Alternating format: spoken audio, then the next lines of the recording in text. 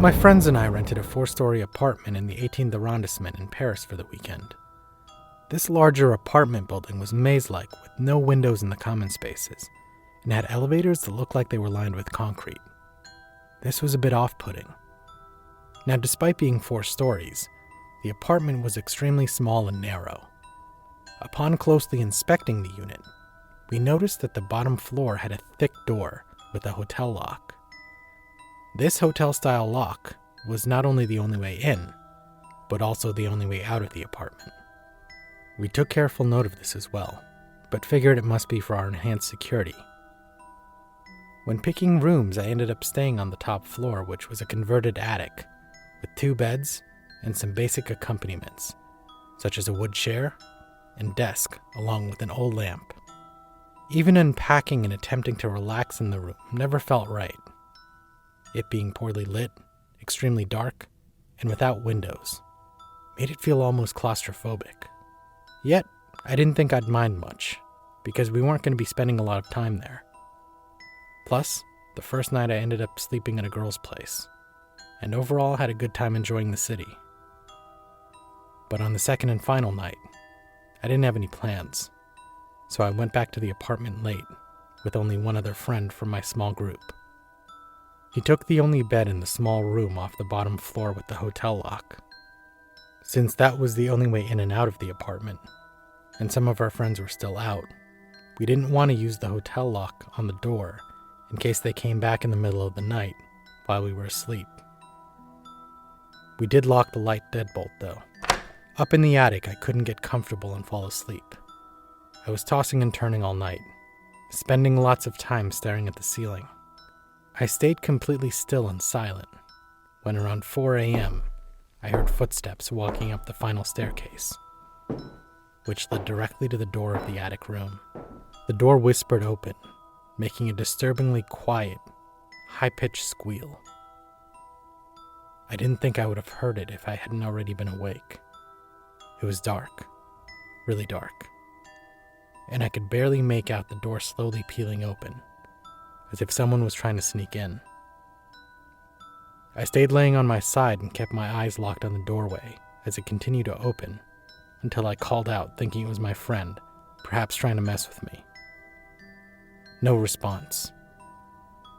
But the door stopped inching open for a second. I called out again, but there was no response. But now the door swung open wildly, slamming against the wall, and I saw a shadowy outline of a person, distorted by the darkness, and barely illuminated, only from the doorway behind, which had a window looking out onto the streets, on the wall across from the top of the steps. The figure started approaching me slowly. It was so dark in there that I couldn't make out who exactly was coming silently towards me. But I didn't wait to find out. I went full flight or fight mode, and sprang up and out of the bed, grabbing a nearby heavy lamp to use as a blunt weapon. My eyes must have been better adjusted to the dark than my evening guest, and I was able to keep my distance. I occasionally swung the lamp, moving in a skewed clockwise circle around the figure in the narrow claustrophobic attic as he approached me. After what felt like a few minutes, I found myself with a clear path to the doorway and the subsequent staircase, so I threw the lamp at the intruder, breaking it into pieces as it bounced off the figure and onto the floor.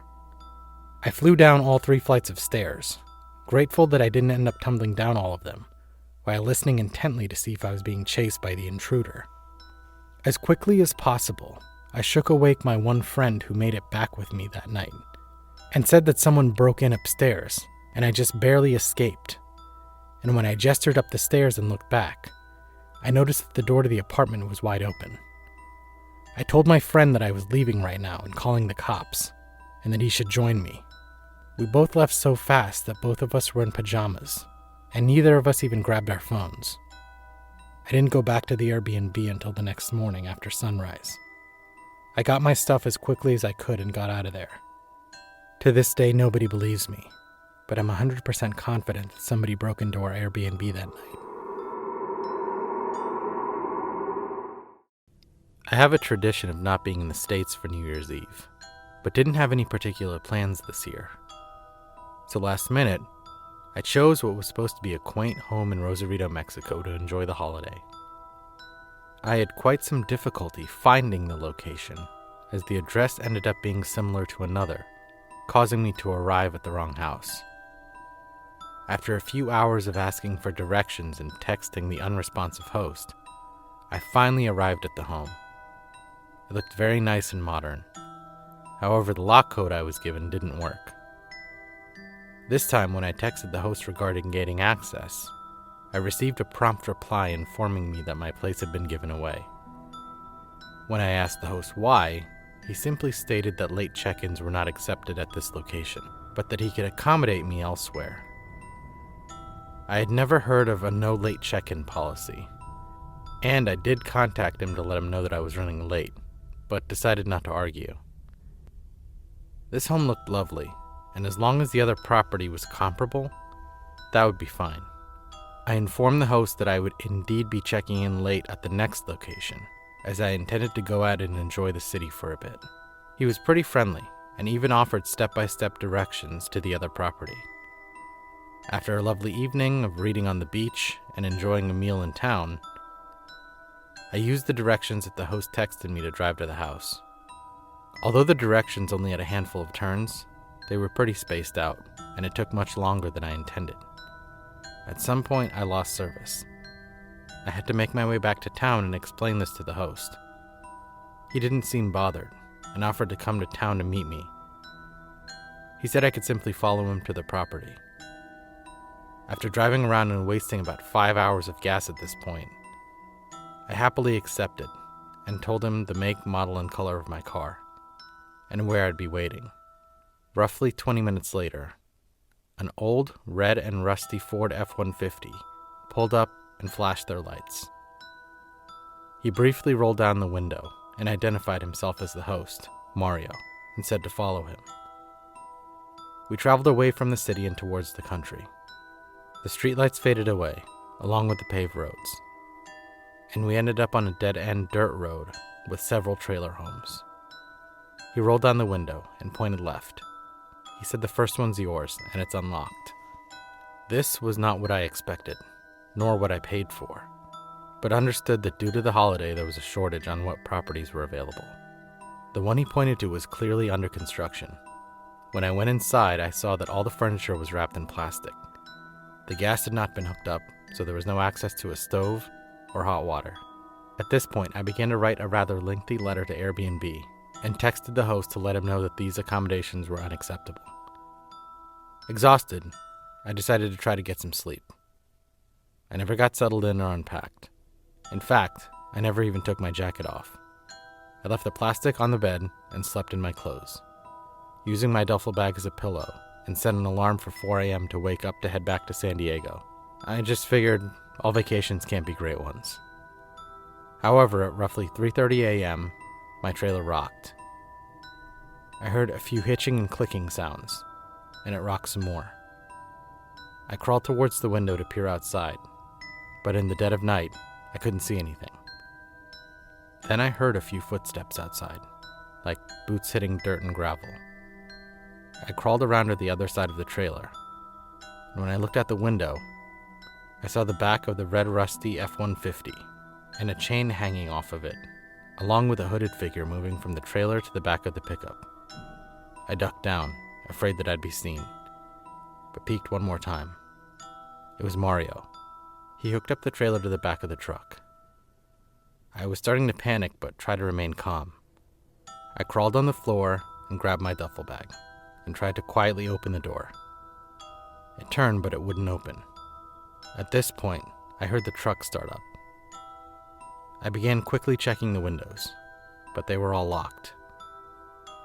I crawled to the back of the trailer with my duffel bag, and tried the very last window at the back. It gave way and opened up. I tossed my duffel bag out and climbed out the window, landing with a hard thud on the dirt just as the truck pulled off with the trailer in tow. I laid there and patiently waited until I couldn't see the truck, trailer, or headlights anymore, then bolted to my car. I drove home as quickly as possible. I alerted the authorities once I returned to the States and Airbnb as well. At this point, I don't even think the first location was really his. I couldn't imagine what would have happened if I had never woken up when the trailer rocked. But I'm grateful every day that I did. I still love going to Mexico, but for me, now, overnight stays will be in hotels only. My wife got us an Airbnb for our anniversary in the mountains near a national park. It was one of those where you just rented a room in a larger occupied house. The first night we arrived before the host did, and we had a hard time finding the property. We actually drove past it several times, and I dismissed it due to the large gate blocking the driveway and multiple keep out signs. Once we drove down the driveway, we realized we were there before her and used the hidden key to go inside. It was sparsely furnished, and there was nothing but a bag of apples in the fridge. Right as we were getting in, the host shows up. She describes her long commute to a city multiple hours away every day, and describes how her boyfriend worries about her. She is sure to mention a few people in the area have bothered her before, and she is always armed because of it. She also says we must always lock the driveway gate behind us. Overall, we get the distinct feeling that she's lying or hiding something. We assume that she doesn't actually live at the Airbnb full-time, but doesn't want anyone to know. So she exaggerates to throw folks off. It would explain the weird furniture, too. The next night, my wife and I returned to the Airbnb after dark. As our headlights face up the driveway, a man is just standing there, in the middle of the gate. We jump out of our skins, but he gives us a friendly wave. We realize this must be the boyfriend. We go into the house, and the host tells us they are going to a concert for the night. The boyfriend has a very intense stare, and literally says nothing. All the while, our host is gushing about her exciting night. He's just silent. Our host is sure to emphasize that she saw us in our car in town earlier that day. We're exhausted, so we go to our room. I immediately notice our stuff has been gone through and put back carefully. There were no coasters in the room before, but now there are room temperature water bottles on coasters. The clothes I had out and folded felt wrong, like they had been moved and put back. At this point, I'm more angry than creeped out. We make a joke about how it was a bit like a bad horror movie and go to sleep. Sometime in the middle of the night, we are woken up by the sound of the couple coming home late. It is important now to note that the house has two sides, one that we never saw and one with two bedrooms, the host's and ours. We had to pass her bedroom to leave the house. On day 3, before leaving for the park, I arrange our stuff specifically to see what will happen. I also take anything of value with us. The host texts us during the day that she'll be staying with her intensely silent boyfriend for the night. Perfect. No more snooping in her stuff. We came back and went to bed early after a long day of hiking. Once again, it's clear that our stuff had been looked through. A solid feeling of discomfort and just wanting to be done with this Airbnb settles in. That night, things got a little weirder. We were woken up in the wee hours of the morning by something that sounds like it was sliding on the roof. I notice a weird light reflecting in the window, like car headlights down the driveway, and all the power in the Airbnb goes out. At this point, my instincts are telling me to get out. I can't sleep the rest of the night. We're on day 4, and I tell my wife that we're not staying here anymore. She says that I'm overreacting. I pack all of our suitcases and try to persuade her that something is wrong. She's adamant that a branch slid across the roof and knocked out the power. So we went outside. There were no trees near the house. The power lines are still intact. I'm freaking out at this point, which is weird for my wife because I'm usually the more scientific and logical one. She convinces me to leave our things at the Airbnb and go on a hike to mull it over. As we go to leave the house, the gate across the driveway is unlocked and open, and all the surrounding neighbors have power.